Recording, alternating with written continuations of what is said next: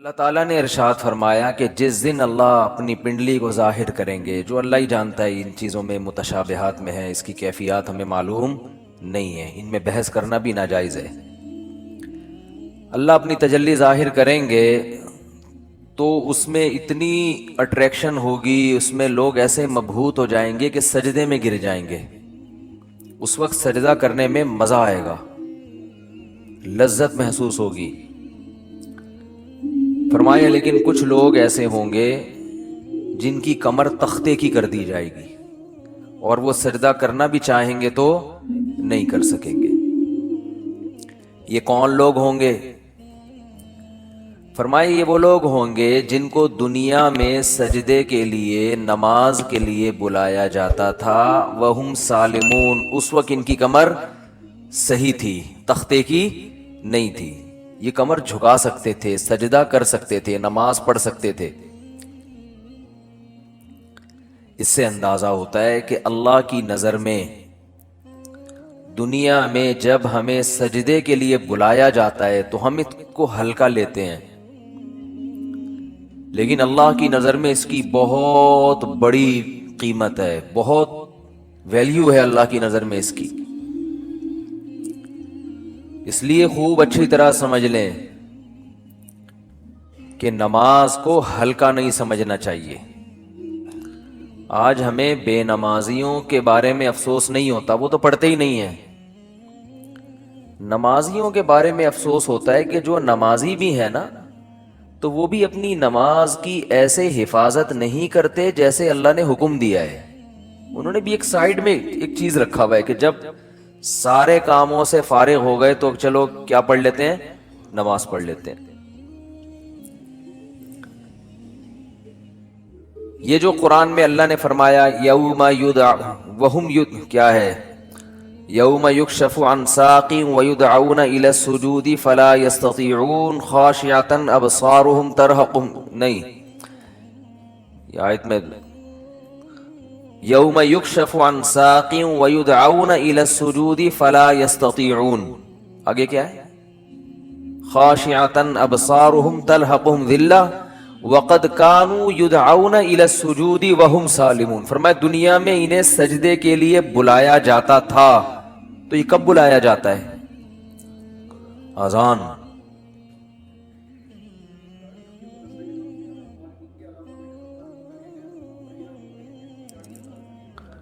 بھائی یہ بہت بڑا المیہ ہے یار۔ دیکھو گاڑیاں غلط نہیں پارک کیا کرو۔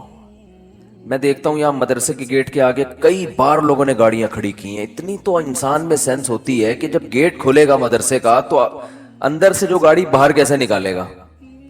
یعنی یہ تو نبی صلی اللہ علیہ وسلم نے فرمایا کہ ایمان کا آخری درجہ یہ ہے، یہ حدیث خوب غور سے سنیں، ایمان کا آخری درجہ یہ ہے کہ راستے سے تکلیف دہ چیز کو ہٹایا جائے۔ کوئی بھی چیز جو لوگوں کو تکلیف پہنچا رہی ہے اس کو کیا کرو؟ ہٹا دو۔ گٹر کا ڈھکن کھلا ہوا ہے، کوئی گر سکتا ہے، آپ اس کا انتظام کریں۔ کانٹا پڑا ہوا ہے، اس کو ہٹائیں۔ پتھر رکھا ہوا ہے، اس کو ہٹائیں۔ کوئی بھی چیز جو لوگوں کو اذیت دے سکتی ہے۔ ہاں ابھی بتا رہا ہوں، ابھی بتا جائیں گے نا، بات کمپلیٹ ہونے دینا، ورنہ پھر وہ دوبارہ کریں گے یہ حرکت، تو اس لیے کمپلیٹ کر لو پھر جائیں۔ تو راستے میں تکلیف دہ چیز جو نہیں ہٹاتا نا، اس کو نبی نے ایمان سے خارج کیا ہے۔ تو سوچو وہ کتنا بڑا گویا کہ کافر ہوگا جو تکلیف دہ چیز راستے میں ڈالتا ہے۔ تو گاڑی غلط پارک کرنا، بائک غلط پارک کرنا، یہ تکلیف دہ چیز ڈالنا ہے کہ نہیں ہے؟ کانٹے سے اتنی تکلیف نہیں ہوتی، لوگ اکثر سنبھل کے ہی چل رہے ہوتے ہیں، لیکن گاڑیاں اس طرح، روزانہ میرے ساتھ ایسا ہو رہا ہے، روزانہ، کہ یہاں آپ گلی میں گاڑی موڑنے کی کوشش کرو، نہیں موڑ سکتے۔ کسی نے کارنر پہ گاڑی ایسے کھڑی کی ہوگی کہ گاڑی دوسری گاڑی جو آئے گی ٹرن ہی نہیں ہو سکتی، اور یہ دیندار لوگ زیادہ معذرت کے ساتھ کر رہے ہوتے ہیں۔ ہمارے ہاں جو جتنا بے ڈھنگا ہوگا نا اس کو سمجھا جاتا ہے اتنا نیک ہے، جتنا بے ڈھنگا ہوگا نا۔ میں جب گیا نا حضرت مفتی رشید احمد صاحب رحمہ اللہ کے پاس، ان کے شاگردوں کے پاس، تو میرے پاس 125 تھی، میں نے دیوار کے ساتھ لگا دی بائک، تو وہ کہیں جھانک رہے تھے, انہوں نے کہا بالکل چپکاؤ. میں نے کہا یہ عجیب بات کر رہے ہیں بھائی, راستہ تو ہے نا بھائی, راستہ اتنا تو ہم نے بائک پارک کی ہے کہ راستہ تو ہے. انہوں نے کہا نہیں راستہ نہیں, کھلا راستہ ہونا چاہیے لوگوں کے پاس گزرنے کا. تو جب آپ مکمل دیوار کے ساتھ بائک کو چپکا کے کھڑا کر سکتے ہو تو آپ نے اس کی دم باہر کو کیوں نکالی ہوئی ہے؟ تو میں نے کہا یار عجیب ٹائپ کے لوگ ہیں یہ, تو بہت سختی کیا کرتے تھے. تو راستے سے تکلیف دہ چیز جو نہ ہٹائے وہ ایمان سے خارج ہے, تو جو راستے میں تکلیف دہ چیز ڈالے وہ کتنا بڑا بے ایمان ہوگا معذرت کے ساتھ. تو ابھی تو آپ لوگوں سے غلطی سے اس لیے میں کہہ رہا ہوں کہ اب جس نے غلط گاڑی پارک کی وہ اٹھے گا ہی نہیں نا ہمیں آپ نے بے ایمان کا فتویٰ لگا دیا. تو ہم اچھا گمان رکھتے ہیں آپ نے جان کر نہیں کیا ہوگا, غلطی سے کیا ہوگا, بلکہ آپ نے گاڑی صحیح پارک کی ہوگی یا بائک صحیح پارک کی ہوگی, کسی نے ہٹا دی ہوگی. تو جن نے غلط پارک کی ہے جا کے ذرا گلی کھولنے جا کے اٹھ جائیں. ہم لوگ دیکھ بھی نہیں رہے, آنکھیں بند کر لو بھائی, ہم نہیں دیکھ رہے. شاباش شاباش, اور آئندہ اس سے توبہ کریں. تو پیچھے سے تو دیکھ سکتے ہیں نا. اچھا, تو بائکیں جو ہے نا بالکل چپکا کے کھڑی کیا کریں دیوار سے, اور گاڑی بھی. اور گاڑی تو سامنے روڈ پہ کھڑی کرتے ہیں, ابھی کیمرے لگے ہوئے ہیں الحمدللہ چاروں طرف, ہم نے ٹھیک ٹھاک سیکیورٹی کا انتظام کیا ہوا ہے جو اسباب کی دنیا میں. تو چور بھی انشاءاللہ بھاگے گا نہیں, کہیں بھی پکڑا جائے گا. اور یہاں بھی کیمرے لگے ہوئے, وہ دیکھو وہ بھی لگا ہوا ہے, یہ بھی لگا ہوا ہے, دیکھ رہے ہیں. تو کسی کی جیب میں ہاتھ ڈالنے سے پہلے, کیونکہ جیب کترے بھی ہیں یہاں پہ, ان کو پتہ ہی نہیں ہوتا کہ کیمرہ لگا ہوا ہے. تو ہر طرح کیمرے لگے ہوئے ہیں جو ایک ظاہری اسباب ہو سکتے ہیں. اور سیکیورٹی گارڈ بھی بیٹھے ہوئے ہیں. کچھ سیکیورٹی گارڈ تو آپ کو وردی میں جو نظر آ رہے ہیں نا اسلحہ کھلا لے کے گھوم رہے ہیں, کچھ یہیں بھی بیٹھے ہوئے ہوتے ہیں, سمجھ رہے ہو. تو آپ میں سے کسی کو نہیں پتا ہے کہ ادھر کس کی پینٹ میں کیا رکھا ہوا ہے اور کس کی شلوار میں کیا رکھا ہوا ہے. تو خیر بات کیا چل رہی تھی, بات چل رہی تھی نماز. ہو سکتا ہے میرے بھی آواز بھی اسلحہ لگایا وہ میں نے, تو ہم بھی اتنے نیک نہیں ہیں جتنا آپ سمجھتے ہو ہم کو, سمجھ رہے ہو نا. نیک سے مراد جو بالکل ہی بیوقوف لوگ سمجھتے ہیں نا. تو باقی یہ کہ اسباب کی دنیا میں انسان احتیاط کرتا ہے. باقی وہ بہاری لوگ کہتے ہیں کہ جب انسان کی موت آتی ہے تو اونٹ پہ بیٹھے ہوئے آدمی کو بھی کتا کاٹ لیتا ہے. تو وہ اللہ نے جب تک زندگی دینی ہے دے گا, جب اٹھانا ہوگا تو ویسے ہی اٹھا لے گا اللہ تعالیٰ. پھر تو سب کچھ ہو سکتا ہے نا. تو ایک ظاہری لحاظ سے جو کچھ ہو سکتا ہے وہ کرتا ہے انسان, باقی اللہ چاہے گا تو سب کچھ ہو سکتا ہے. ایک چھوٹا سا مچھر انسان کو مار سکتا ہے, تو ایک چھوٹی سی گولی مار سکتی ہے انسان کو, کچھ بھی ہو سکتا ہے. خیر, تو بات یہ چل رہی تھی کہ اللہ نے فرمایا جب ان کو دنیا میں سجدے کے لیے بلایا جاتا تھا تو یہ نہیں آتے تھے. تو جو اللہ جب بلاتے ہیں اس بلانے کو کیا کہا جاتا ہے؟ اذان. اذان بڑی زبردست چیز ہے. مجھے تو حقیقت بتاؤں, جو میں میرے جیسا نالائق جو نماز کی ٹوٹی پھوٹی اہمیت اللہ نے ہمارے دل میں پیدا کی نا, وہ اذان کی وجہ سے, کہ اللہ کو نماز سے اتنی محبت ہے, اتنی محبت ہے, اتنی محبت ہے کہ ہر دفعہ پوری تقریر مؤذن سے کہلوائی جاتی ہے. دیکھو جب بھی کسی چیز کی طرف آپ لوگوں کو بلاتے ہیں, اگر وہ کام بار بار ہو رہا ہے نا, ایک دفعہ ہوگا تو آپ اناؤنسمنٹ کرتے ہیں, بار بار ہو رہا ہے تو ایک دفعہ کی اناؤنسمنٹ کافی ہوتی ہے. ایک دفعہ کی, جیسے آپ کی جب جاب لگتی ہے تو آپ کا باس آپ کو ایک دفعہ بتا دیتا ہے کہ بھئی 8 بجے سے ٹائم شروع ہوگا اور شام 4 یا 5 یا 8 بجے تک آپ کی. ایک دفعہ اناؤنسمنٹ کیا ہے, بولو نا, کافی ہے, بس بتا دیا بھائی, سگنیچر لے لیے کہ بھئی یہ ٹائمنگ ہے. یہ 9 بجے عام طور پہ دفتروں میں 9 بجے کا ٹائم ہوتا ہے, اور گورنمنٹ کے جو دفتر ہیں 3:30 پونے 4 بجے کا ٹائم ہوتا ہے اس میں شام کو. چھٹی کا ٹائم 4 بجے, پونے 4 بجے حاضری ہوگی اور 4 بجے چھٹی. بعض دفعہ تو آنے کا ٹائم 4 بجے ہوتا ہے, جانے کا صبح 9 بجے ہوتا ہے واپس, یعنی الٹا بھی چل رہا ہوتا ہے. جو پریکٹیکلی ہو رہا ہے نا کہ اس ٹائم پر آئے کہ جب جانے کا ٹائم گزر چکا تھا, ٹھیک ہے نا. 4 بجے جانے کا ٹائم تھا, 5 بجے پہنچ رہے ہیں. تو گورنمنٹ میں اللہ کا شکر ہے بہت ساری ہمارے ہاں سہولتیں ہیں الحمدللہ.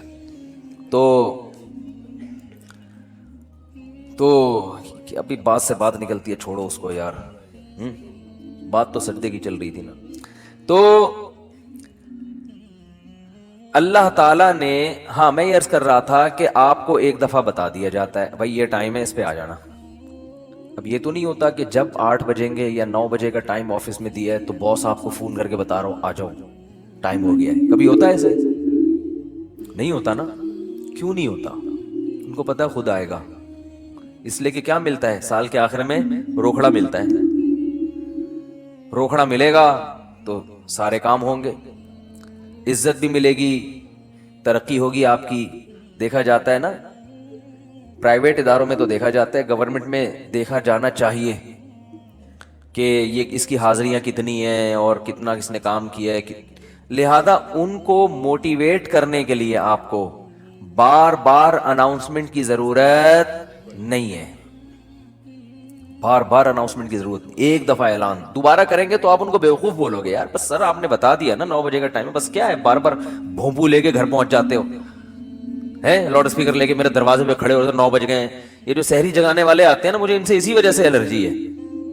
او بھائی ہمیں پتا ہے یار سب کو جس نے روزہ رکھنا ہے وہ اٹھ جائے گا. اب وہ پھر وہ جو گھومنا شروع کرتے ہیں محلے پڑوس میں، ایک گھر کا نمبر رات 2 بجے آ رہا ہے، دوسرے کا نمبر رات 4 بجے آ رہا ہے. سحری کا ٹائم 4 بجے شروع ہو رہا ہے تو 2 بجے ان کو کیوں اٹھا رہے ہو؟ یہ تو ایک بس عجیب سی ایک حساب کتاب ہے. تو خیر بار بار اناؤنسمنٹ نہیں کی جاتی، بار بار یاد دہانی نہیں کی جاتی. اور اللہ نے بھی باقی عبادتوں میں ایسے ہی کیا. رمضان کے مہینے کے بارے میں قرآن میں 2 آیتیں ہیں.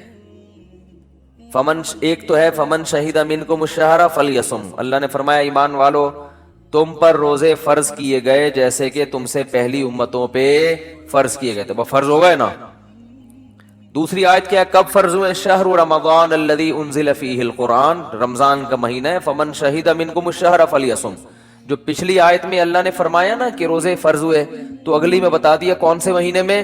رمضان. جو رمضان کا مہینہ پائے اسے چاہیے کہ روزے رکھے. ایک دفعہ اناؤنسمنٹ ہوئی ہے بس، اس کے بعد دوبارہ قرآن میں اناؤنسمنٹ نہیں ہوئی. اور جب رمضان کا مہینہ آتا ہے تو پھر اسلام میں حکم بھی نہیں ہے کہ یاد دلاؤ. مؤذن کو حکم کے تمام حضرات سے گزارش ہے کہ رمضان کا مہینہ آ گیا ہے اور اللہ کی طرف سے اعلان ہے کہ اس مہینے میں سب روزے رکھو. کوئی اللہ کی طرف سے ایسی اناؤنسمنٹ ہوتی ہے؟ بھائی مسجد کے امام اپنی ذمہ داری پہ کسی کو یاد دلاتے ہیں روزہ رکھو، ترغیب دیں، وہ ان کا کام ہے. اللہ نے کوئی لگے بندے الفاظ نازل نہیں کیے. لہذا مسجد کا امام یاد نہ بھی دلائے تو بھی کوئی گناہ گار نہیں ہے. اللہ کہتے ہیں میں نے قرآن میں جب بیان کر دیا نا بس صحیح ہے، سن لیا ان لوگوں نے، کافی ہے. حج کے بارے میں ایک آیت ہے قرآن میں جس میں فرضیت کا ذکر ہے. وَلِلَّهِ عَلَى النَّاسِ حِجُّ الْبَيْتِ مَنِ اسْتَطَاعَ إِلَيْهِ سَبِيلًا. لوگوں اللہ کے لیے لوگوں پر لازم ہے کہ وہ بیت اللہ کا حج کریں جو وہاں جانے کی استطاعت رکھتے ہوں. وَمَنْ كَفَرَ جو استطاعت کے باوجود نہیں جائے گا فَإِنَّ اللَّهَ غَنِيٌّ عَنِ الْعَالَمِينَ. اللہ کو اس کی پرواہ نہیں ہے. ایک آیت جس سے فرضیت ہے، دوسری آیت نہیں ہے. یہ تو ہے کہ ابراہیم علیہ السلام نے یوں کہا تھا، حج کے لوگوں کو کہا تھا کہ حج کرو. اللہ کا جو اپنا آرڈر ہے نا، جو اللہ کے اپنے کلام میں آرڈر ہے وہ ایک ہی ہے جہاں تک مجھے یاد پڑتا ہے. لیکن نماز ایک تو قرآن میں جگہ جگہ بھر دی اللہ نے نماز کو. جہاں ایمان والوں کی صفات نماز پڑھتے ہیں. قرآن شروع کہاں سے ہو رہا ہے؟ الذین یقیمون الصلاۃ ومما رزقناہم ينفقون. ایمان والوں کا عقیدہ صحیح ہوتا ہے اور عمل میں کیا؟ نماز قائم کرتے ہیں. جہاں عمل کی بات آئے گی نا نماز، جہاں جنتیوں کی صفات آئیں گی نماز اور زکوٰۃ. زکوٰۃ بھی ہے ساتھ ساتھ، وہ کیوں ہے پھر کسی اور موقع پر بیان کروں گا انشاءاللہ. سب سے پہلے نماز پھر زکوٰۃ، سب سے پہلے نماز پھر اللہ کی راہ میں خرچ. یعنی زکوٰۃ یا اللہ کی راہ میں خرچ مختلف عنوانات سے کہ نماز بھی پڑھتے ہیں اور خرچ بھی کرتے ہیں، دونوں کام چلتے رہتے ہیں ان کے. اس سے پتہ چلتا ہے کنجوس نمازی اللہ کو پسند نہیں ہے. یعنی نماز کے ساتھ سخاوت بھی ہے. تو لیکن نماز کو پہلے درجے پہ رکھا گیا ہے. وجہ کیا ہے اس کی؟ اتنا فوکس کیوں کیا جا رہا ہے؟ اتنا زیادہ اس کو ہائی لائٹ کیوں کیا جا رہا ہے؟ پھر چلو اللہ نے قرآن میں درجنوں جگہوں پر کہہ دیا نماز پڑھو، بار بار کہہ دیا نماز پڑھو نماز پڑھو، اتنا کہا ہے کہ اس سے زیادہ کوئی حکم قرآن میں ملتا ہی نہیں ہے. چلو اتنا زیادہ کہہ دیا، اب تو بار بار اناؤنسمنٹ کی ضرورت اور بھی نہیں ہے نا. اب تو بالکل ہی ضرورت نہیں ہے. دیکھو آپ کے باس نے آپ کو بلایا دفتر اور آپ سے کہا کہ 9 بجے آپ نے پہنچنا ہے، ایک دفعہ کہہ دیا. اس کے بعد پھر آپ کو کہا میں دوبارہ کہہ رہا ہوں 9 بجے آپ کی ٹائمنگ شروع ہو جاتی ہے. سمجھ میں آ گئی بات؟ آپ نے کہا آگے. پھر تیسرے دفعہ کہہ رہا ہے میں بتاؤں کتنے بجے ٹائم ہے آپ کا؟ 9 بجے. 10 دفعہ جب کہہ دے گا نا 9 بجے، اب جب 9 بجیں گے تو آپ کو یاد نہیں دلائے گا. وہ کہے گا میں نے 10 دفعہ اسی لیے کہہ دیا تھا کہ دوبارہ مجھے یاد دلانے کی ضرورت نہ پڑے. اب آپ اگلے دن لیٹ ہو رہے ہو، 11 بجے پہنچ رہے ہو، تو وہ کہہ رہا ہے، وہ کہے گا کہ آپ کیوں لیٹ آ رہے ہو؟ آپ کو سر آپ نے 9 بجے مجھے یاد نہیں دلایا. وہ کیا کہے گا باس کہ بھائی جو پہلے دن میں نے 10 دفعہ کہا تھا نا 9 بجے، وہ اسی لیے کہا تھا کہ ایک دفعہ کہنا کافی تھا، مگر 10 دفعہ اس لیے ریپیٹ کیا تھا کہ دوبارہ یاد دلانے کی ضرورت نہ پڑے. آپ یہ نہ کہو کہ میں بھول گیا تھا. بہت مشکل ہے سمجھانا، بہت مشکل. تو جب اللہ نے نماز کو سینکڑوں دفعہ ریپیٹ کیا قرآن میں، تو اب تو ہر وقت یاد دلانے کی بالکل بھی ضرورت نہیں تھی. کمال ہے بھائی، اللہ نے کیا فرمایا کہ اتنا یاد دلاؤ کہ پیدائش سے لے کے موت تک اذان ہی سنتا رہے بیٹھ کے. پیدا ہوا تو کان میں اذان دلوائی اس کے، پیدا ہوا تو کان میں اذان، نماز کی طرف دعوت. حالانکہ سمجھتا نہیں ہے بچہ، ایک حرف بھی سمجھ میں نہیں آتا اس کے اذان. بچہ تو نہ سمجھ ہوتا ہے، اس کو کیا پتا چلتا ہے میرے کان میں کیا ہو رہا ہے. لیکن جب بڑا ہوتا ہے نا تو اس کو یہ جب یاد دلایا جاتا ہے کہ تیرے کان میں بھی اذان دی گئی تھی، دوسروں کو دیکھتا ہے تو اس کو پتا چلتا ہے کہ اللہ نے ابھی سے یاد دلا دیا ہے. تو پیدا ہوا ہے تجھے بتایا کہ نماز نہیں چھوڑنی، تو نے نماز نہیں چھوڑنی ہے تو نے. پھر فجر کے وقت الگ بلایا جا رہا ہے، جب ظہر کا ٹائم آتا ہے الگ. اچھا اللہ نے نماز کا بھی ذکر کیا اور ٹائمنگ بھی قرآن میں بتا دی. اقیم الصلاۃ لدلوک الشمس الی غسق اللیل، نماز کو قائم کرو سورج کے ڈھلکنے کے اوقات میں اور رات کے اندھیروں میں بھی. اس میں پانچوں نمازیں آ گئیں. سورج میں جب کوئی بڑی تبدیلی ہوتی ہے نا تو اس کو ڈھلکنا کہتے ہیں. سورج میں جب بڑی تبدیلی ہوتی ہے، فجر کے وقت سورج کیا اندھیروں سے نکل کے روشنیوں کی طرف جب لائٹ مارتا ہے نا سورج مشرق سے. دیکھو کوئی گاڑی، آپ کسی گاڑی کا انتظار کر رہے ہو یار، وہ دولہے کی مثال دیتے ہیں، اس کو بات سمجھ میں آئے گی. دولہا بارات کے انتظار میں ہال میں بیٹھا ہوا ہے، بارات آ رہی ہے کہ نہیں آ رہی ہے، ٹائم دیکھ رہا ہے یار لیٹ، پہلی میں بہت لیٹ ہو گیا، مفتی صاحب کا بیان سن کے تو 45 سال میں شادی کر رہا ہوں، اوپر سے بارات لیٹ ہے. تو وہ فوراً دیکھتا رہے گا کہ بھئی ایک دم بسوں کی لائٹیں جو ہے نا گلی کے نکڑ پہ بس نظر نہیں آتی، لائٹنگ پہلے ہوتی ہے نا، لائٹنگ سے اندازہ ہو جاتا ہے کہ اب بارات پہنچنے والی ہے. پھر پٹاخے بعد میں. تو سورج کیا ہے ایک دم غائب ہو جاتا ہے، اندھیروں میں دنیا ڈوب جاتی ہے. تو سب سے پہلے جو لائٹ مشرق کی طرف ظاہر ہوتی ہے، جو لائٹ یعنی اس طرح ہوتی ہے، وہ ایک تو عمودی لائٹ ہوتی ہے نا، عمود کو کیا کہتے ہیں؟ پرپینڈیکولر کہتے ہیں. ہم تو ٹریگنومیٹری پڑھ کے بھول گئے یار. ہاں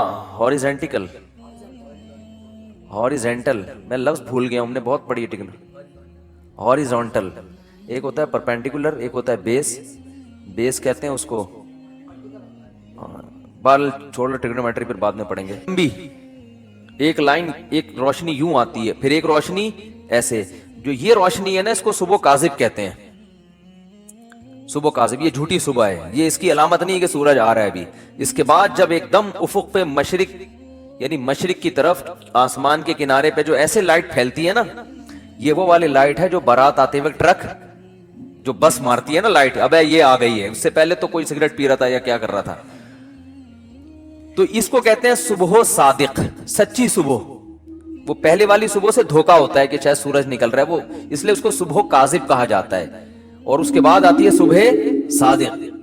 تو وہ جو لائٹ مشرق کی طرف پھیلتی ہے نا ایسے لمبائی میں، وہ اس کی علامت ہوتی ہے کہ اب وہ اندھیرے ختم، ایک دم سورج ایک ڈھلکنا شروع ہو رہا ہے نا، ایک دنیا میں ایک بہت بڑی چینجنگ آ رہی ہے. تو اللہ نے فرمایا جیسے ہی دنیا میں یہ چینجنگ آئے گی، تبدیلی آئے گی اس سے، سورج کے ڈھلکنے سے، تم نے کیا کرنا ہے اس موقع پر؟ نماز قائم کرنا ہے، اپنے رب کو یاد کرنا ہے، میرا رب مجھے رات کے اندھیروں سے نکال کے دوبارہ. کتنی بڑی خدا کی قسم، یہ سورج کا طلوع ہونا اتنی بڑی نشانی ہے اللہ کے وجود کی. ایتھیس اور ملحد پاگل ہوتے، مجھے لوگ کہتے ہیں ملحدوں پہ کو معاف کر دیں، بیان نہ کریں آپ، بہت بیان ہو گیا ملحدوں پر، لیکن بھائی کیسے یار چھوڑ دیں؟ اتنی بڑی خدا کی نشانیاں دیکھ کر جو بدبخت کہتے ہیں یہ آٹومیٹیکلی ہو رہا ہے. اور یار ایسا سسٹم، اتنا ایندھن اس کے اندر، ایسی روشنی، کیسا جیسے آپ تکے کو گھماتے ہیں نا جب پکاتے ہیں، کوئلے پہ جب تکا پکاتے ہیں، ادھر سے پک گیا اب کیا کرو؟ گھماؤ، یہ خود بخود گھومتا ہے؟ گھمانا پڑتا ہے، یا ایسا سسٹم لگانا پڑے گا کہ گھومے. وہ سسٹم کوئی لگا کے دیتا ہے. تکے میں خود بخود اتنی عقل نہیں ہوتی کہ کروڑوں سال میں ترقی کرتے کرتے ایسا بن گیا کہ آٹومیٹک گھومنا خود بخود ہی شروع. یہاں سے پک گیا اب یہاں سے پکاؤ ہے بھائی، یہاں سے تو پک گیا اب کیا کرو؟ اب یہاں سے پکاؤ مجھے. تکا خود بخود کروڑوں سال میں بھی اتنا ذہین نہیں ہوتا، تو یہ سورج اور زمین اتنے ذہین کیسے ہو گئے کہ سورج گیا اور پوری دنیا کو لائٹ دیتا دیتا، ساری دنیا میں کی فصلیں اگاتا، وٹامن ڈی پرووائڈ کرتے کرتے کرتے کرتے ابھی سورج امریکہ والوں کو نواز رہا ہے. اس وقت یہاں رات ہو رہی ہے نا، امریکہ میں دن ہے، سورج وہاں جا کے گوروں کو وٹامن ڈی دے رہا ہے، ان کی فصلوں میں جان پیدا کر رہا ہے. ہمارا نمبر، ابھی ہم تکے کی وہ والی سائڈ ہے جو انگارے کے دوسری طرف گئے ہوئے ہم لوگ. بھئی یہاں سے تو زمین پک گئی ہے، اب اس کو تھوڑا سا اندھیرے میں رکھو، اس کو پکانے کی ضرورت نہیں ہے. اب میرے اس طرح پکانے کی باتیں کرنے سے ایتھیس کو تپانے کا کام ہو رہا ہے. حقیقت ہے نا، جب سورج پکا رہا ہے اور ایتھیس ہمیں تپا رہا ہے، خود بھی تپ رہا ہے الٹی باتیں کر کے. تو یہ بھائی کیسا خوبصورت نظام ہے یار. سورج کا جو طلوع ہے نا خدا کی قسم یہ اللہ کی بہت بڑی نشانی ہے. لاکھوں کروڑوں سال ہو گئے سورج کی حرکت میں کوئی تبدیلی نہیں ہو رہی. کتنا بڑا آگ کا ایندھن ہے، آگ کا ایندھن زمین سے لاکھوں گنا بڑا. اتنی آگ، اتنا ایندھن کہاں سے آ گیا؟ اسٹیل مل میں جو ایندھن جس سے لوہا پگھلایا جاتا ہے یہ آٹومیٹکلی پیدا ہو گیا، یہ اس کو پیدا کیا گیا ہے، یہ تو ڈالا جاتا ہے نا اس میں بھٹیوں کو جلانے کے لیے. سورج میں کہاں سے آ گیا؟ اتنی آگ برسا رہا ہے، اور ایسی لائٹ ہے اس کی کہ آپ جب سورج کی روشنی ہوتی ہے آپ کے ہزار وولٹ کے بلب فیل ہو جاتے ہیں، پتہ ہی نہیں چل رہا ہوتا کہ جل رہے ہیں کہ بجھ رہے ہیں. تو کیا تن تناتا ہوا شان کے ساتھ مشرق سے نکلتا ہے. تو اللہ نے کہا ابھی نکلنے سے پہلے پوری دنیا کا نظام چونکہ چینج ہو رہا ہے، اندھیروں سے ڈوب کے تم روشنیوں کی طرف آ رہے ہو. تو جو ملحد ہوگا، جو خدا کا انکار کرنے والا ہے، اسے اس سے کوئی غرض نہیں ہے کہ اللہ نے مجھے دوبارہ زندگی دی، دوبارہ سورج میری خدمت کے لیے طلوع ہو رہا ہے اور اس زمین کا نظام دوبارہ سے کیا ہو رہا ہے؟ چینج ہو رہا ہے. وہ تو پڑا وقت خواب خرگوش کے مزے لیتا رہے گا. کافر خدا کو یاد نہیں کرے گا، اور جو خدا کو مانتے ہیں، جو مشرک ہیں، وہ مندروں میں جا کے بتوں کے سامنے جھکیں گے، حالانکہ وہ تو خود پیدا کیے ہوئے ہیں ان بتوں کو اللہ نے. تبھی قرآن کہہ رہے لا تسجدوا للشمس ولا للقمر، سورج اور چاند کی خدمت کو دیکھ کے ان کو سجدہ مت کرو. واسجدوا للہ الذی خلقہن، سجدے کے لائق وہ خدا ہے جس نے سورج اور چاند کو بنایا ہے. ہندو کہتا ہے گائے ہماری بڑی خدمت کرتی ہے، گائے ہماری ماں ہے، ہمارا بھگوان ہے. او بھائی جس خدا نے گائے کو تمہاری خدمت کے لیے بنایا ہے وہ ہے تمہارا اصل بھگوان، وہ ہے تمہارا اصل معبود. یہ گائے بنی نہیں ہے، بنائی گئی ہے. ایک میکینک نے گاڑی بنا کے آپ کو گفٹ دے دی، گاڑی کا شکریہ ادا کر رہے ہو آپ ہیں؟ بے وقوفی ہے یا نہیں ہے؟ ایک سائنٹسٹ نے گاڑی بنائی اور آپ کو دے دی، لو بھائی چلاؤ. ریوو بنائی، ریوو اس لیے کہہ رہا ہوں کہ مثال تو اچھی دینا آدمی. میں نے کہا ہے نا کہ دیکھو بعض لوگ، دیکھو غریب ہونا تو کوئی برائی ہے نہیں، ہمارے نبی صلی اللہ علیہ وسلم دنیا کے مسکین تھے. سوچ کا غریب ہونا کیا ہے؟ نقصان. اس لیے میں انڈے والے برگر کی مثال نہیں دیتا، مثال ہمیشہ زنگر برگر کی ہوگی. کیا کھاؤ بے شک انڈے والا برگر، جیب میں دیکھو پیسے ہیں تو انڈے والا کھا لو، زنگر کیا تو لیکن مثال ہمیشہ کس کی دو؟ زنگر کی. تو مثال اچھی گاڑی کی دینی چاہیے. اور اس میں ایک اور حکمت بھی ہے جو کبھی اور کسی اور وقت بتائیں گے انشاءاللہ. تو آپ کو کسی نے, کمپنی نے ریوو دے کے نا آپ کو گفٹ دے دی, لے بھائی. اب آپ کیا کر رہے ہو کہ ریوو کا شکریہ ادا کر رہے ہو, تمہارا بہت شکریہ, تم میری زندگی میں آئی, تم مجھے بٹھا کے گھماتی ہو, تمہاری وجہ سے میری عزت ہو رہی ہے. تو بات یہ چل رہی تھی کہ آپ کو کسی نے ریوو گفٹ دی, یا آپ کو کسی نے گاڑی گفٹ دی, یا آپ کو کسی نے کوئی بھی ہدیہ دیا, انڈے والا برگر کھلا دیا, آپ برگر کی تعریفیں کر رہے ہو, برگر کے شکریہ ادا کر رہے ہو. تو ہندو یہی کر رہے ہو بھائی, گائے تم پر احسان نہیں کر رہی, احسان اس ذات نے کیا جس نے اس گائے کو بنایا. تو خدا کہہ رہا ہے کہ نہ ملحدوں کی طرح خدا کا انکار کرو کہ یہ خود بخود ہو رہا ہے, اور نہ مشرکین کی طرح اصل خدا کو چھوڑ کر بنی ہوئی چیزوں کو پوجنا شروع کر دو. اسلام کتنا بیلنس کرتا ہے, کیسی اعتدال والی بات کرتا ہے. لا تسجدوا للشمس ولا للقمر, سورج اور چاند کو سجدہ مت کرو ان کی خدمت کو دیکھ کے. واسجدوا للہ الذی خلقہن, اس ذات کو سجدہ کرو جس نے ان کو بنایا. یہاں بھی سجدے کا ذکر ہے, نماز میں ہوتا ہے سجدہ. تو اللہ نے کیا فرمایا, اقیم الصلاۃ لدلوک الشمس, سورج کے ڈھلکنے. یہ سورج سے نا زمین کا بڑا سسٹم ہے, سورج کو بڑا قرآن نے پروٹوکول دیا ہے.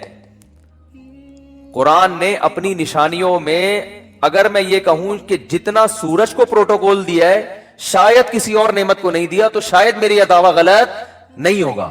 تبھی تو سورج سے نمازوں کے اوقات رکھے گئے ہیں. روزہ بھی سورج دیکھ کے ہوتا ہے, سورج غروب ہوگا تو روزہ افطار ہوگا, سورج طلوع ہونے سے پہلے روزہ بند ہوگا. نمازیں سورج کے اوقات پر. تو یہ کیا ہے, اس لیے کہ دلوک کہتے ہیں ڈھلکنا. تو اللہ نے ڈھلکنے کے اوقات اس لیے رکھے کہ اس وقت دنیا میں بڑی بڑی تبدیلیاں آ رہی ہوتی ہیں, بڑی بڑی تبدیلیاں. رات کے اندھیرے دور ہونا شروع ہو جاتے ہیں, بہت بڑی چینجنگ دنیا میں آتی ہے جس کا پوری دنیا پہ بھی اثر پڑتا ہے, آپ کی باڈی پہ بھی اثر پڑتا ہے, پوری دنیا کے نظام پہ اثر. وہ کیا ہے, سورج کی جو کرنیں ہیں, مشرق سے بھی سورج کے طلوع ہونے کا ٹائم ہوا ہے, آپ کو روشنی دیکھ کے اندازہ ہو جاتا ہے کہ اب صبح ہونے والی ہے اور اس زمین کے نظام میں تبدیلی آنے والی ہے. تو عقل مند لوگ کیا کرتے ہیں, اللہ نے فرمایا اس موقع پر تم نے کس کو یاد کرنا ہے, اللہ کو یاد کرنا ہے.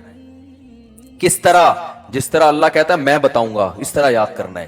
کیونکہ اگر اللہ نہ بتاتا کس طرح یاد کرنا ہے, پھر ہم عبادت کے وہ طریقے نکال لیتے جو غیر مسلموں نے نکالے ہوئے ہیں, عجیب عجیب سے. جب انسان کو پتہ نہیں ہوتا نا کیسے عبادت کرنی ہے, تو لوگوں کی رائے پہ چھوڑ دیا جاتا. فرض کریں اسلام کہتا بھائی صبح صبح سورج کے طلوع ہونے سے پہلے, صبح صادق کے بعد تم نے عبادت کرنی ہے.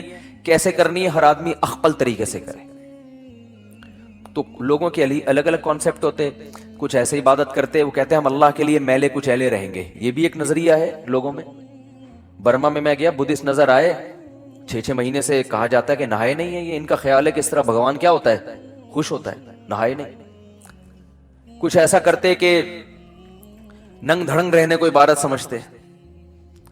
یہ بھی آپ کو بعض مذاہب میں ملے گا, وہ کہتے ہیں ہم تو برہنہ پیدا ہوئے تھے بھائی, یہ لباس تو نیچر کے خلاف ہے. وہ بھی کچھ دن پہلے میں نے فیس بک پہ ایک انٹرویو دیکھا, شکر ہے وہ آگے میز لگائی ہوئی تھی, انہوں نے انٹرویو کے دوران انہوں نے یہ عقلمندی کی, وہ ایک برہنہ بیٹھا ہوا ہے بالکل ہی لباس لیس. تو اس سے پوچھنے کے اس تکلف کی ضرورت کیا تھی آپ کو, تو وہ کہہ رہے ہم تو انسان کیا ہے, پیدا کیسے ہوا ہے, برہنہ. تو نیچر یہی ہے کہ لباس وباس نہیں ہونا چاہیے. نیچے لوگوں نے طبیعت سے گالیاں دی ہوئی نا کہ اس کی کوئی ماں بہن نہیں ہے گھر میں. تو یہ بھی ایک عبادت کا ان کے خیال میں طریقہ ہے. بعض لوگوں میں عبادت کا طریقہ یہ ہے کہ ہم گوشت نہیں کھائیں گے, اس سے اللہ خوش ہوگا. تو انسان کو اگر آزاد چھوڑ دیتا نا اسلام کہ تم اللہ کو جس طرح بھی راضی کرنا چاہو کرو, تو انسان غلط رخ پہ چلا جاتا, وہ انسانیت کے دائرے سے نکل جاتا. اچھا بھائی, امام کے پیچھے مقتدی کیا پڑھے؟ سمیر مرتضی گجرات سے. اگر کوئی جہری نماز امام کے پیچھے پڑھ رہا ہے, جب وہ نماز شروع کرتا ہے تو اس کو ثنا پڑھ کر خاموش ہو جانا چاہیے, یا اس کو تعوذ اور تسمیہ بھی پڑھنا چاہیے؟ اور اگر کوئی سری نماز امام کے پیچھے پڑھ رہا ہے تو سورہ فاتحہ بھی پڑھنی چاہیے, یا پھر کتنا پڑھنا چاہیے؟ جہری نماز ہو یا سری نماز ہو, آپ ثنا پڑھ کے امام کے پیچھے خاموش ہو جائیں قیام میں.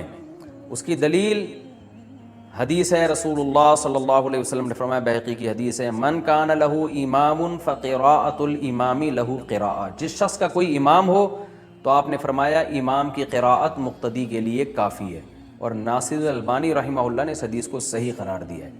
اسی وجہ سے ناصر البانی جو تھے ان کا اپنا بھی مذہب یہی تھا کہ جہری نمازوں میں بہرحال امام کے پیچھے مکمل خاموشی ہوگی، البتہ وہ سری نمازوں میں کہتے تھے کہ امام کے پیچھے فاتحہ پڑھی جائے گی، اور اس کی دلیل وہ یہ دیتے تھے کہ وہی جو مشہور حدیث ہے بخاری مسلم کی کہ لا صلاۃ لمن لم یقرأ بفاتحۃ الکتاب، جو فاتحہ کتاب نہیں پڑھتا اس کی نماز نہیں ہوتی، اور ترمذی وغیرہ کی روایت ہے جس میں آتا ہے کہ صحابہ نے کہا کہ ہم پڑھتے ہیں، آپ نے فرمایا سوائے ام القرآن کے اور کچھ نہ پڑھو۔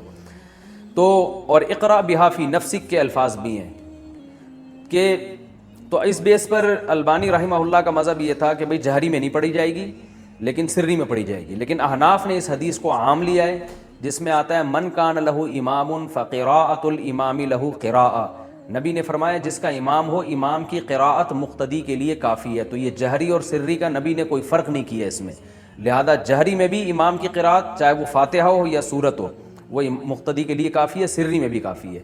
رہا یہ مسئلہ کہ حدیث میں جو آتا ہے کہ اقرا بہا فی نفسک، سورہ فاتحہ کے بارے میں آتا ہے دل میں پڑھو، تو ہم کہتے ہیں دل میں پڑھنے کا مطلب اس کے معنی اور مفہوم میں آپ سورہ فاتحہ کے بارے میں غور کر سکتے ہیں، زبان سے نہ پڑھیں آپ، اس طرح سے تمام روایتوں میں تطبیق ہو جاتی ہے۔ رہا یہ مسئلہ کہ نبی صلی اللہ علیہ وسلم نے یہ جو فرمایا کہ جو فاتحہ نہیں پڑھتا اس کی نماز نہیں ہوتی، تو صحیح مسلم میں پوری حدیث ہے، اس میں آگے آتا ہے من لم یقرأ بفاتحۃ الکتاب فصاعدا، سلیمان الاعمش ایک مشہور راوی ہیں، انہوں نے ان الفاظ کا اضافہ کیا ہے، اور امام مسلم نے اس حدیث کے بارے میں صاف کہا ہے ترید احفظ من سلیمان، کہ سلیمان الاعمش کا اضافہ یہ مقبول ہے، اس کے الفاظ ہیں جو سورہ فاتحہ نہیں پڑھتا اور آگے قرات نہیں کرتا اس کی نماز نہیں ہوتی۔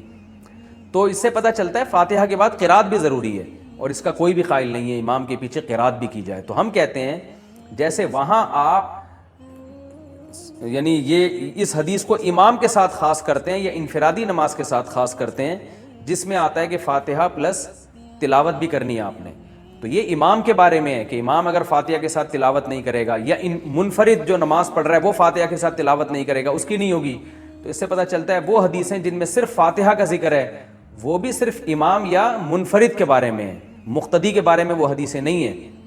مقتدی کے بارے میں یہ صحیح حدیث ہمارے پاس موجود ہے، من کان لہ امام، جس کا کوئی امام ہے فقراءۃ الامام لہ قراءۃ، تو امام کی قراءت اس مقتدی کے لیے کافی ہے، تو جہری سری دونوں کو شامل ہے، لہذا آپ سے سورہ صرف وہ پڑھیں، ثنا پڑھیں اور خاموش ہو جائیں۔ جو بھی اسکالر ہیں، سیکولر لوگ ہیں یا مذہبی اسکالر ہیں جو علماء کے خلاف ہیں، خاص طور پہ سب سے زیادہ نزلہ بر صغیر کے علماء پہ گرایا جاتا ہے، کہتے ہیں یہ مولویوں نے یہ کر دیا، یہ مولویوں نے یہ کر دیا۔ تو خوشبو لگا کے آؤ کبھی ہمارے ساتھ، پوری دنیا میں سفر کرو، تمہیں پتہ چلے گا علماء نے کیا کچھ نہیں کیا، کتنے لوگوں کے اسلام بچایا انہوں نے، کتنے لوگوں میں دین کا علم پھیلایا، اور فرقہ پرستی سے آزاد ہو کے، یہ سمجھو اچھی طرح، ہمارے ہاں علماء کو فرقہ پرست کہا جاتا ہے، یہی کہا ہے فرقہ پرست لوگ ہیں یہ۔ آج میں گیا ایک مدرسہ دیکھنے کے لیے، کیا نام تھا اس مدرسے کا؟ محمود میموریل، منگوچی میں ہے، بڑا مدرسہ۔ منگوچیاں ہماری والدہ پکایا کرتی تھی، کھنڈیاں اور منگوچیاں کھائی ہیں آپ نے کبھی؟ بھائی ہندوستانی کھانا ہے کھنڈیاں، بیسن سے بنتا ہے، اور ایک منگوچی وہ بھی بیسن سے بنتی ہے۔ تو جب انہوں نے بتایا نا منگوچی جانا ہے ہم نے، تو مجھے وہ کھانا یاد آ گیا، منگوچی۔ تو وہاں کیا ہے، مدرسہ ہمارے علماء نے بنایا، لیکن چونکہ یہاں پر عوام شافعی ہے تو پڑھا کیا رہے ہیں؟ فقہ شافعی۔ تو یہ فرقہ پرست ہو سکتے ہیں؟ فرقہ پرست آج ہوتا کیا ہے، میں صحیح ہوں باقی سارے غلط، ان کو لوگ کہتے ہیں امت میں اتحاد پیدا کر رہے ہیں۔ کمال کی بات نہیں ہے؟ یہ اتحاد پیدا ہو رہا ہے، یہ توڑ رہے ہو تم۔ ایک ڈاکٹر اٹھے اور کہے میں ہوں باقی سارے بیوقوف ہیں دنیا میں جتنے ڈاکٹر ہیں، اصل میں میڈیکل سائنس صرف میں نے پڑھی ہے اور میڈیکل سائنس صرف مجھے معلوم ہے، اور وہ یہ کہے کہ میں ڈاکٹروں میں اتحاد پیدا کر رہا ہوں، تو اتحاد پیدا ہوگا یا توڑ پیدا ہوگا؟ بولتے کیوں نہیں؟ توڑ پیدا ہوگا بھائی، تو ہی کیوں صحیح ہے، باقی سارے کیا گھاس کھا رہے ہیں، انہوں نے کالج میں نہیں پڑھا؟ تو اسی طرح میرے بھائی قرآن و سنت کو سمجھنے کے لیے بہت سارے مجتہدین پیدا ہوئے ہیں اور وہ آج نہیں پہلے پیدا ہو چکے ہیں. ان میں مشہور مجتہدین جنہوں نے قرآن و سنت پہ بہت زیادہ کام کیا ہے اور پوری امت نے ان کو فالو کیا ہے, ان کو برحق سمجھا ہے, وہ کون ہے؟ نمبر 1 سب سے پہلے امام ابو حنیفہ رحمہ اللہ تعالی, جن کے بارے میں علامہ ابن حجر نے دعویٰ کیا کہ وہ تابعین میں سے تھے. نمبر 2 امام مالک رحمہ اللہ تعالی, جن کے بارے میں حدیث میں آتا ہے, اکثر علماء کہتے ہیں اس سے امام مالک مراد ہیں, کہ ان قریب مدینہ میں ایک ایسا عالم پیدا ہونے والا ہے کہ پوری دنیا سے لوگ علم حاصل کرنے کے لیے اس کی طرف کجاوے کسیں گے, اونٹوں کا سفر کر کے آئیں گے. اکثر علماء اس طرف گئے ہیں, اس سے مراد کون ہے بھائی؟ بولتے کیوں نہیں؟ امام مالک. تھوڑی آواز اس کی بڑھا دو تاکہ مجھے کم چیخنا پڑے, چیخنے کا کام یہ خود کرے گا. تو امام مالک رحمہ اللہ تعالی. تیسرے نمبر پہ امام شافعی, جو امام ابو حنیفہ کے شاگرد ہیں, قریشی ہیں, ہاشمی ہیں.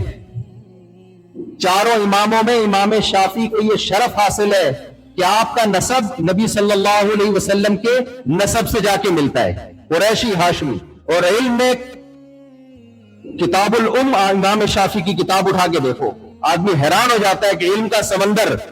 یہ آج کل کے جتنے اسکالر آ رہے ہیں نا بھائی, جو قرآن و سنت کے ریفرنس دے کے آپ کو کہہ رہے ہیں کہ بڑا علم ہے, یہ ان کی جوتیوں کے خاک کے برابر بھی بولو نہیں ہے.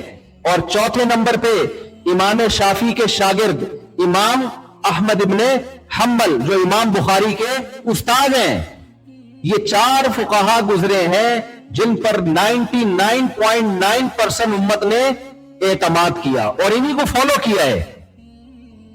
انہی کا فقہ پوری دنیا میں رائج رہا ہے. اب آپ کوئی نئی چیز مارکیٹ میں لے کر آؤ گے اتحاد کے نام پہ, تو اتحاد پیدا نہیں ہوگا بھائی صاحب. اس سے کیا ہوگا؟ توڑ پیدا ہوگا. ہر آدمی قرآن اور سنت کا لیبل لگا کے میں ریفرنس کے ساتھ بات کرتا ہوں, میری بات کو فالو کرو. وہ بھی ریفرنس کے ساتھ بات کرتا ہے, اس کی بات آپ کی بات سے مختلف. تیسرا آئے گا اس کی بات آپ دونوں کی بات سے مختلف. چوتھا آئے گا اس کی بات آپ تینوں کی بات سے مختلف. اس سے تو بھائی امت بوکھلاہٹ کا شکار ہوگی, بوکھلاہٹ کا شکار ہوگی. ایک طلاق کے مسئلوں میں اتنا اختلاف, نماز میں اتنا اختلاف. بھائی جب چاروں کی ایک ریسرچ ہے اور پوری امت نے اس کو قبول کر لیا, تو انہی میں سے کسی ایک کو فالو کرو اور دوسرے کا برا بولو مت سمجھو. سعودی عرب کے ایک سلفی عالم ہیں, بڑے معتدل. ان سے کسی نے پوچھا کہ میں ایک ایسے کنٹری میں رہتا ہوں جہاں فقہ مالکی ہے, تو میں ان کو کس بات پہ فتویٰ دوں؟ انہوں نے کہا کہ جس ملک میں جو فقہ رائج ہو اس کے خلاف لوگوں کو چلانے کی کوشش مت کرو اور لوگوں کے ذہنوں میں تشویش پیدا مت کرو. اختلاف پیدا ہوگا, تشویش ہوگی. تو یہ وہ طریقہ ہے جس سے امت فرقہ واریت سے بچے گی. سمجھتے ہو کہ نہیں سمجھتے ہو؟ ہاں, ایک کام کرنا ہے آپ نے. یہ میرا موضوع نہیں ہے لیکن بیچ بیچ میں اہم باتیں آ رہی ہیں نا, یہ ضروری ہیں, ورنہ کوئی نیا آئے گا آپ کو بولے گا اس طرح نماز نہیں, اس طرح پڑھو, اس طرح وہ یہ ریفرنس اور یہ حوالے اور وہ حوالے سب کے پاس ہوتے ہیں بھائی. یہ چاروں ائمہ نے جو قرآن و سنت پہ تحقیق کی ہے نا, ان کو پوری امت مانتی ہے. تو اب دیکھو مدرسہ احناف کا ہے, انڈیا کے علماء نے بنایا, لیکن پڑھا کیا رہے ہیں اس میں؟ شافی فقہ. کیوں بھائی؟ ہم ان پہ حنفی فقہ مسلط کریں گے. یہ صدیوں سے فقہ شافی کو فالو کرتے آ رہے ہیں, تو توڑ پیدا ہوگا کہ نہیں ہوگا؟ تو کوئی بات نہیں یار, امام شافی بھی اہل سنت والجماعت کے امام ہیں. تو یہ ظرف اللہ نے ہمیں دیا بھائی. اور ایک صاحب آئے مسجد میں بیان کرنے کے لیے کراچی میں, بیان کرتے ہی انہوں نے پتہ نہیں جمعے کی سنتوں پہ ایک لیکچر جھاڑ دیا. یہ اتنی سنتیں نہیں, اتنی سنتیں, لوگ اتنی تشویش میں. کوئی کہہ رہا ہے یار ہم نے تو جگہ جگہ لوگوں میں تشویش پیدا کرنا, اس سے امت جڑنے کے بجائے ٹوٹے گی. تو اس لیے صدیوں سے جو طریقہ چلا آ رہا ہے, ان چاروں میں سے ایک کو فالو کرو اور باقیوں کو برحق سمجھو. فالو کس کو کرنا ہے؟ ایک کو, کیونکہ فالو 3 کو کر نہیں سکتے اور سب کے پاس دلائل ہیں. ایک کام سے بچنا ہے بس, دو کاموں سے. فالو چاروں میں سے ایک کو کرنا ہے، لیکن دو چیزوں سے بچنا ہے۔ نمبر ایک، عقیدے میں نہ کوئی حنفی ہوتا ہے، نہ کوئی شافعی ہوتا ہے، نہ کوئی مالکی ہوتا ہے، نہ کوئی حنبلی ہوتا ہے۔ سمجھتے ہو کہ نہیں سمجھتے؟ عقیدے میں تقلید نہیں ہوتی۔ عقیدہ سب کا ایک ہونا چاہیے، وہ کیا ہے؟ توحید۔ بولتے کیوں نہیں؟ وہ ابھی میں تھوڑی وضاحت کرتا ہوں توحید کسے کہتے ہیں، اس میں کوئی کمپرومائز بولو نہیں ہے۔ اگر آپ فقہ حنفی کو فالو کرتے ہو اور کوئی حنفی عالم آپ کو شرک سکھانا شروع کر دے، ایسی کی آپ لوگ کچھ ہماری والی اردو بھی سیکھ لو بھائی، ایسی کی تیسی بھائی، سمجھتے ہو؟ کوئی نہیں ماننا۔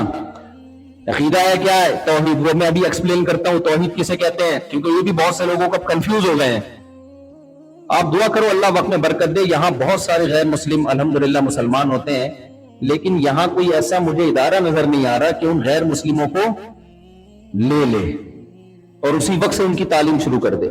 کل بھی کوئی غیر مسلم اسلام کے بارے میں پوچھ رہے تھے، وہ کہہ رہے تھے میں مسلمان ہونا چاہتا ہوں، تو میں نے ظاہر بھائی کے حوالے کیا، آپ نے کیا؟ ان کو مسلمان نہیں کیا ابھی تک، میرا خیال رابطے میں ہے نا، اگر وہ نہیں ہوا نا تو قیامت میں آپ کی پکڑ ہوگی۔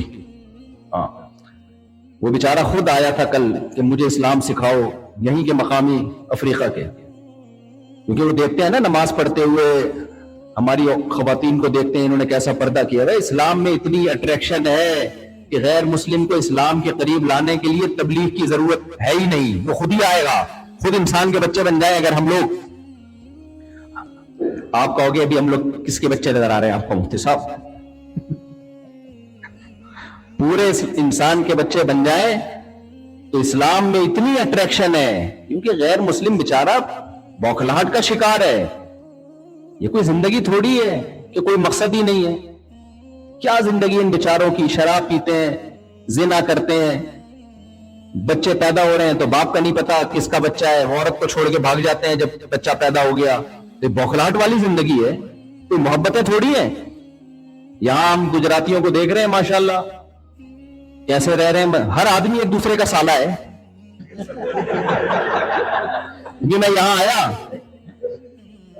کیونکہ خاندانی نظام مضبوط ہے نا، خاندانی نظام کیا ہے؟ مضبوط ہے، غیر مسلموں میں ہے ہی نہیں ہے، ہر آدمی ایک دوسرے کا سالہ ہے۔ یہاں میں آیا، انہوں نے کہا بھائی اس کے سامنے دوسری شادی کی بات نہیں کرنا، یہ اس کا سالہ بیٹھا ہوا ہے، مجھے ہی بتایا گیا۔ یہاں سہیل بھائی ہے نا، تو ان کے بہنوئی وہ مجھ سے بیٹھے، دو شادیوں کی بات شروع، مجھے فوراً کہا یہ سہیل بھائی ان کے سالے ہیں، ان کے سامنے بات نہیں کرنا۔ تو میں نے کہا اچھا پھر ایک ہی حل ہے، سہیل بھائی کی بھی کرا دو، کیا خیال ہے؟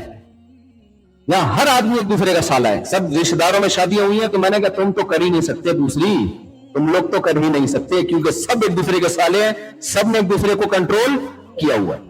یا تو سب اکٹھی شروع کریں بس، پھر کون روکے گا کسی کو؟ تو رشتہ داریاں ختم غیر مسلموں میں بھائی۔ تو یہ بیچارے ان کے پاس یہ کہاں سکون ہے، شرابیں پیتے ہیں۔ آج ہمارے تھے نا جمعے کی نماز پڑھ کے جو لوگ نکل رہے تھے، یہاں کے مقامی جو سیاہ فام لوگ ہیں افریقہ کے، کتنا اچھا منظر تھا۔ ایک گاؤں کے قریب سے ہم گزرے، ساری عورتوں کا اسکارف، کتنا اچھا لگ رہا تھا ان کا یہ منظر دیکھ کے۔ بھائی پتا چلا یہاں 95% لوگ اس گاؤں میں مسلمان ہیں۔ یہ عورت کو سکون تھوڑی ملتا ہے کپڑے اتار کے، بھائی کب تک رہے گی اسی حالت میں، ساری دنیا اس کا جسم دیکھتی رہے ہر وقت، یہ خود بوکھلاہٹ اور بے سکونی کا ذریعہ ہے۔ تو دو چیزوں میں میرے بھائی کمپرومائز نہیں کرنا ہے۔ نمبر ایک عقیدہ، توحید۔ توحید کسے کہتے ہیں اس کو میں بھی بتاتا ہوں۔ نمبر دو بدعت۔ آئی بات سمجھ میں؟ کیونکہ جو ان مذاہب کو ماننے والے ہیں نا، مذاہب سے وہ مذہب مراد نہیں، مذہب فقہی اصطلاح ہے، جو فقہی مذہب ہے۔ بعض لوگ کہتے ہیں ہمارا مذہب تو اسلام ہے، بھائی فقہی مذہب کی بات ہو رہی ہے۔ ہم سب کا مذہب تو اسلام ہی ہے، لیکن اسلام میں جو فقہی مذہب ہیں تو یہ اصطلاح ہے، آپ علماء سے جا کے پوچھ لیں، وہ آپ کو سمجھا دیں گے۔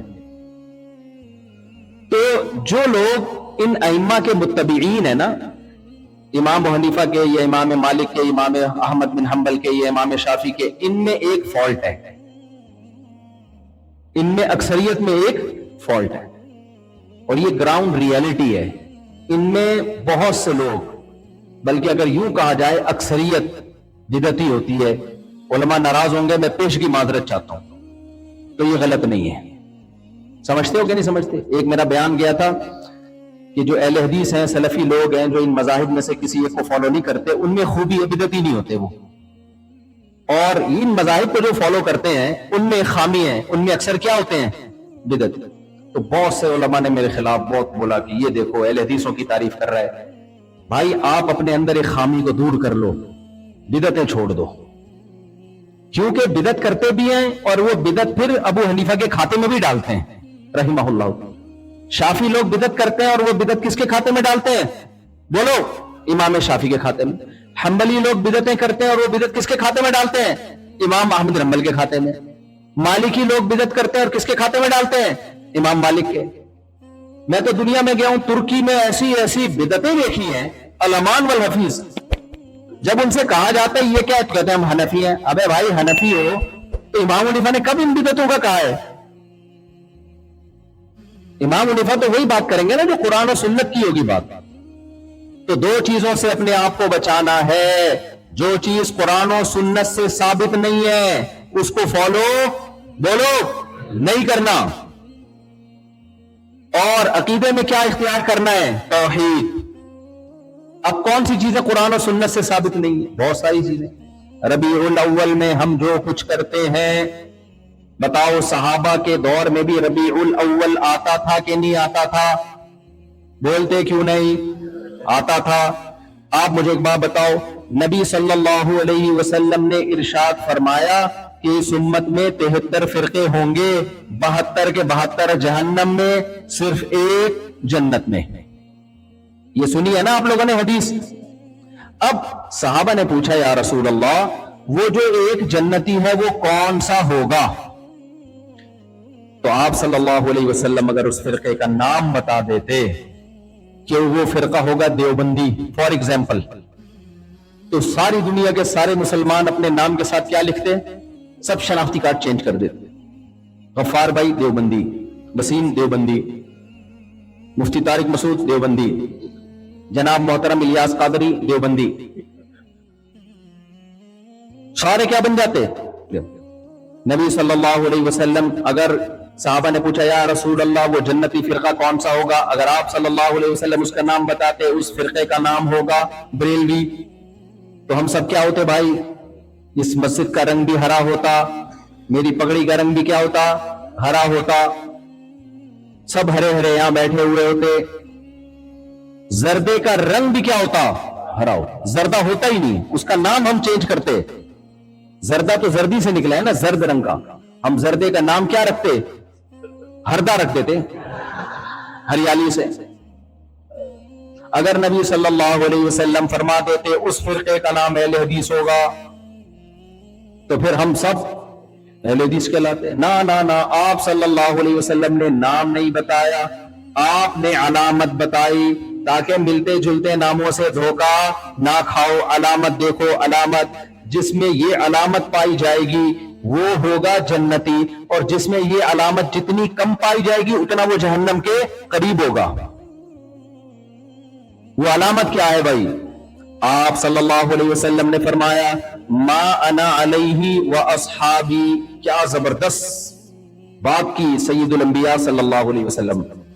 اگر نبی یہ بتا دیتے وہ فرقہ وہ ہوگا جو قرآن پہ چلتا ہوگا، تو سب کس کی طرف نسبت کرتے ہیں؟ اپنی قرآن کی طرف. قرآن کو تو مسلمانوں کے سارے فرقے مانتے ہیں بھائی. حتیٰ کہ قادیانی بھی دعویٰ کرتا ہے کہ میں کس کو مانتا ہوں؟ قرآن کو مانتا ہوں. سارے ہی بول رہے ہوتے ہیں قرآن قرآن قرآن، تشریح میں ڈنڈی مارتے ہیں. کیا خیال ہے بھائی؟ جناب پروفیسر غامدی صاحب نے قرآن کی اس آیت کا ترجمہ کیا، اذ قال اللہ یا عیسیٰ انی متوفیکا. اللہ نے کہا اے عیسیٰ میں تجھے وفات دینے والا ہوں. حالانکہ یہاں متوفیکا کا مطلب صحابہ تابعین کو دیکھیں تو وفات دینا نہیں ہے. یہاں کیا ہے؟ میں وصول کرنے والا ہوں. وَرَافِعُكَ إِلَيَّ، اور آپ کو اپنی طرف آسمانوں میں اٹھانے والا ہوں. اگر ہم حدیث کو بیچ سے نکال دیں اور صحابہ کو بیچ سے نکال دیں تو اس آیت کی بڑے آرام سے تحریف ہو سکتی ہے، اور اس آیت کا مطلب یہ بیان کیا جا سکتا ہے کہ عیسیٰ علیہ السلام کی وفات ہو چکی ہے، جبکہ صحابہ اور تابعین کا عقیدہ ہے کہ عیسیٰ علیہ السلام کی وفات نہیں ہوئی ہے. حضرت عیسیٰ آسمانوں پہ زندہ ہے اور قرب قیامت میں نازل ہوں گے، زمین پہ نازل ہوں گے، اس کے بعد آپ کی وفات ہوگی.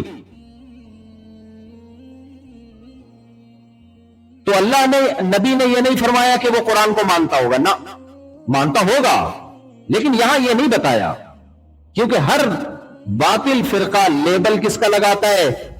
قرآن کا. دلائل کہاں سے دیتا ہے؟ قرآن سے. تحریف قرآن کی آیتوں میں کرتا ہے. اس تحریف کو ہم پکڑیں گے کیسے کہ یہ غلط کر رہا ہے؟ حدیث سے پکڑیں گے نا. تو نبی صلی اللہ علیہ وسلم نے فرمایا اس فرقے کی علامت جو جنتی ہوگا اس کی علامت ہے ما انا علیہ، جو میرے طریقے پر ہوگا، جس کو سنت کہا جاتا ہے، جس کو حدیث کہا جاتا ہے. کیا مطلب؟ نبی، آپ لوگ بور تو نہیں ہو رہے بھائی؟ چہروں سے لگ رہا ہے کوئی تھکے تھکے سے لگ رہے ہیں. کوئی خشک موضوع تو نہیں چھوڑ دیا میں نے؟ اچھا، ابھی شادیوں پہ بھی آؤں گا میں، کہ میں ڈر یہ رہا ہوں کہ سب ایک دوسرے کے سالے بیٹھے ہوئے ہیں، اس لیے میں پھر تھوڑا سا گھبراتا ہوں یہاں بات کرتے ہیں. تو کوئی کرے گا تو میرے پر بلی آئے گی کہ تم نے ہمارے بہنائی کو خراب کیا. تو نبی صلی اللہ علیہ وسلم نے فرمایا ما انا علیہ و اصحابی، آپ نے فرمایا جو جس پر میں ہوں، میں. کیا مطلب؟ قرآن کی وہ تشریح جو میرے عمل سے ٹکرا نہیں رہی ہوگی، میرے عمل سے نہیں ٹکرائے گی وہ تشریح. نبی صلی اللہ علیہ وسلم نے فرمایا لَيُوشِكَنَّ أَن يَنزِلَ فِيكُمُ ابْنُ مَرْيَمَ حَكَمًا وَعَدْلًا فَيَكْسِرُ الصَّلِيبَ وَيَقْتُلُ الْخِنزِيرَ وَيَضَعُ الْجِزْيَةَ. تم پہ ضرور بالضرور، بخاری مسلم کی حدیث، کہ تم پہ ضرور بالضرور عیسیٰ ابن مریم قرب قیامت میں نازل ہوں گے اور خنزیر کو قتل کر دیں گے، صلیب کو ختم. اللہ عیسائیوں کے پیغمبر عیسیٰ ابن مریم کے ہاتھوں صلیب کو ختم کروائیں گے تاکہ عیسائیوں میں شرک ختم ہو. وَإِن مِّنْ أَهْلِ الْكِتَابِ إِلَّا لَيُؤْمِنَنَّ بِهِ قَبْلَ مَوْتِهِ. اللہ کہتے ہیں اہل کتاب جتنے بھی ہیں موت سے پہلے. اس آیت کی دو تفسیریں کی گئی ہیں. حضرت ابو ہریرہ سے وہ تفسیر ہے، وہ یہ ہے کہ عیسیٰ ابن مریم کی موت سے پہلے جتنے عیسائی ہیں حضرت عیسیٰ پہ ایمان لے آئیں گے. جب حضرت عیسیٰ ابن مریم نازل ہوں گے نا تو جتنے بھی عیسائی ہیں وہ سارے کے سارے حقیقی معنوں میں عیسیٰ ابن مریم پہ ایمان لائیں گے. اور حضرت عیسیٰ پہ ایمان لانا اس وقت تک مکمل نہیں ہوگا جب تک محمد صلی اللہ علیہ وسلم پر ایمان نہ لے آئیں. تو اگر آپ حدیث کو بیچ میں لاتے ہیں تو پھر قرآن کی تحریف کرنا آپ کے لیے ممکن بولو نہیں رہتا. اس کی آواز کو کیا ہو گیا؟ بڑا کیوں نہیں رہا میرے بھائی؟ میرا گلا جو ہے نا بیٹھنا شروع ہو گیا. جی یہ نکال دو. اچھا کیا یار، مجھے چیخنا بہت پڑ رہا ہے اس میں.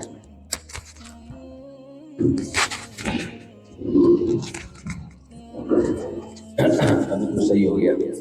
اتنا آرام سے بات کریں نا آدمی. دیکھو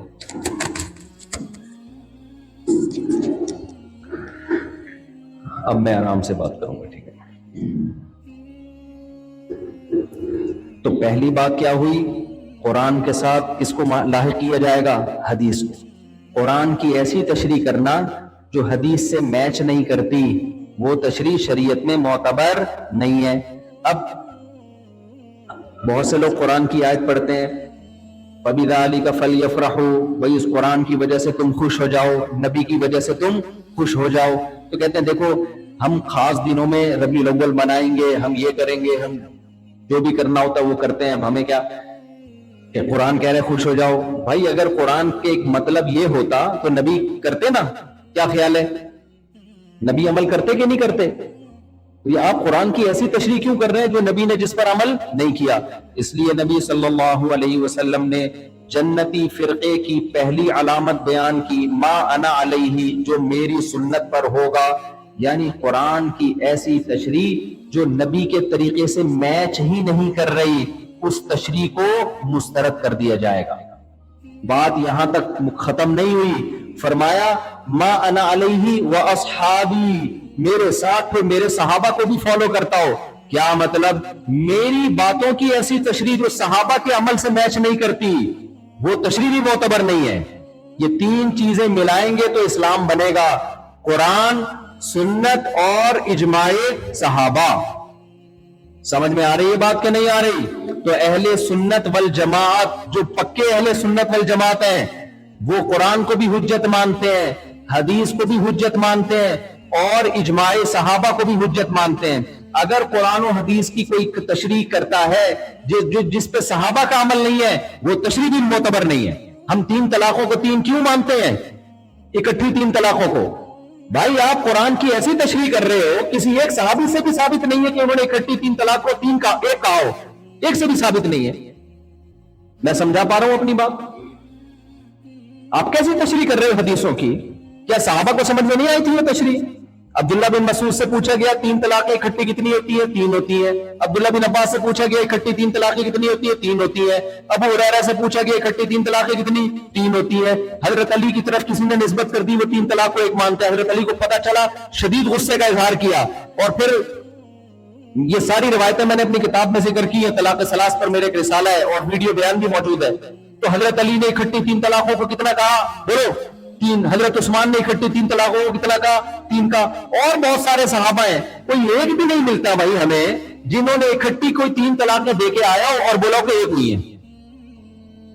میں سمجھا پا رہا ہوں کہ نہیں سمجھا پا رہا اپنی بات؟ تو اسی وجہ سے چاروں امام چونکہ قرآن کو، حدیث کو اور صحابہ کو حجت مانتے ہیں، لہذا چاروں اماموں کا متفقہ فتویٰ ہے کہ رخصتی کے بعد کسی نے 3 طلاقیں اکٹھی دے دی تو کتنی ہوں گی؟ 3 ہوں گی، ایک نہیں ہوگی. وہ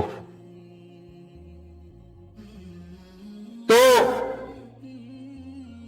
قرآن، حدیث اور جس کو میں ملانا ہے ساتھ میں بولو، بولتے کیوں نہیں؟ صحابہ کو. تو بدعت مارکیٹ سے شارٹ ہو گئی کہ نہیں ہو گئی؟ تو جب بھی کوئی آپ کے سامنے قرآن و سنت کا لیبل لگا کر یا نبی کی محبت کا لیبل لگا کر کوئی عمل آپ کے سامنے لائے، آپ نے کہنا اس پہ صحابہ نے عمل کیوں نہیں کیا. دیکھو میں ایک آسان مثال سے بات سمجھا.